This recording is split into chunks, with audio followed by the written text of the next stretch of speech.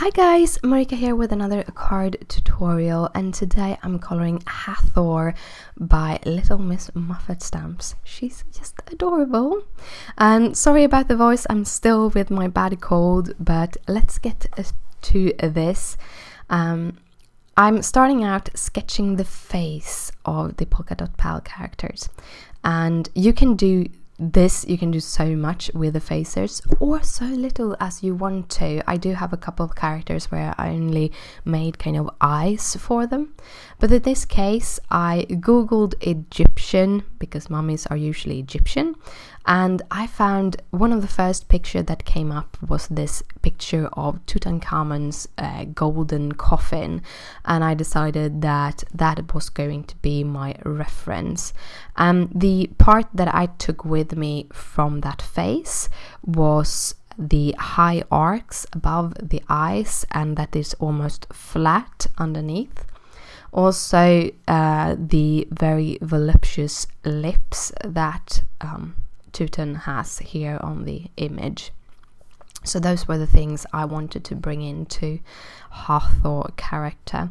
And that is also one of the reasons why I really love the polka dot pal characters, because you can do so much or so little with their faces as you want to. And next part is the skin, and I was kind of trying to figure out which kind of skin color I wanted, because I was considering going for like a very pale, sick skin color, like she was a mummy. But in the end, I actually chose to give her my kind of go-to Caucasian skin color, which in this case is the E04, E11, E21, E00, and E50. And if you wanted to have a skin that is even more pink than that, you can go in with the E000 instead of the E50. Then you get a little bit more of a pinkish skin tone. You could also see that I actually tried to shape up so she got pretty high cheekbones, the character, when I put on my shadows. The next step is the eyes, which I just do the E40s to give dark eyes. And then I'm going in with a metallic blue gel pen to give her the facial makeup. And you shouldn't do this if you are planning to use more Copics on top, because the gel pen can react with the alcohol and destroy the nibs of your Copics. So just a warning, I don't color on top of gel pens, so this was the last part of the face for me. For the wrappings on her, the mummy wrappings, I went with the E40s because I kind of like that, having a very cohesive and soft color scheme. You know me, I like my color schemes. I'm using 4 color here. You can easily get away with 3. It's just habits die hard. Then I'm going in with the hair, and I wanted her to have black hair to kind of go towards a little bit more the darker part of an Egyptian or someone from the Middle East. They usually have much darker hair. And here I'm doing something that is starting to become my new thing when I work with hair, and that is when I have characters like Hathor that have pretty thick tufts of hair, I'm doing the color in the middle of the hair, and then I'm kind of just building it outwards with my colors. So I'm starting with the dark in the middle of the hair strand and then going out with lighter and lighter and lighter. This will actually leave a kind of a delimiter between the different hair strands and make the hair look more like hair. And this works perfectly, especially when you work with darker hair, because you can easily add too much dark and it's just a big blob. So with this technique, you get your hairs to stand out a little bit more and looking a little bit more like hair. The next step in the whole thing is the golden jewelry, and I'm using the Y28. The darkest of them, the Y28, is called Lionette Gold, and that is why I'm using the Y20s to do the gold accents. I didn't want it to be metallic, I just wanted it to look a little bit more golden.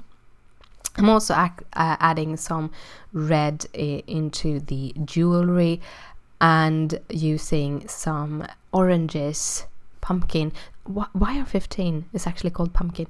So I'm using that for my little pumpkin trick or treat bag, and the little candy cane candies.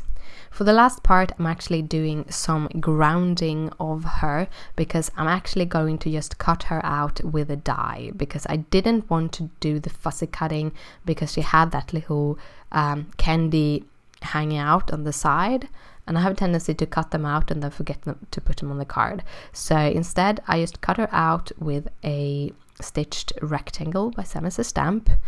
Then I'm doing my first layers. These are papers by Doodlebug, and I'm going to do kind of a crooked layering technique to give her something behind her, but still not adding too much bulk or too much layers on the card. I really like this layout for that. That little For You also comes from the same papers, pattern papers from the new Doodlebug Halloween collection, which I really love. And I'm also going to do the inside. So I'm layering different, in this case I'm using 2 different cards, pattern papers from that pattern paper pack, because I didn't have enough of the purple. And then I'm doing the exact same layout on the inside as on the outside. But I'm also cutting out these cute little pumpkins that I found also in the back. I love these pattern papers, they are awesome. So I'm fussy cutting out the little pumpkins, and I'm gonna add them as a little detail on the inside of the card. All of the squares except for the outer layering is cut with a stitched rectangular die. The other ones I cut myself on my Fiskars trimmer. And I thought that little stitched edge give them a nice little detail. I'm using some Craft Companion tape runner to adhere everything together, except for the little details, which was with some multimedia matte. And then I am layering the outer parts together, where everything is set down with tape except for the little For You, which I've used some foam tape to adhere to so that it stands out a little bit. And then I'm just putting it onto the card base, and the card is done. So thank you so much for watching. If you like it, please thumbs it up, it means a lot to me. If you have any questions, just comment down below. Down below you can find all the details of all the supplies I used for this card. Here are 2 other cards that I made with the Little Miss Muffet stamps. Thank you again for watching, and I'll see you later. Bye!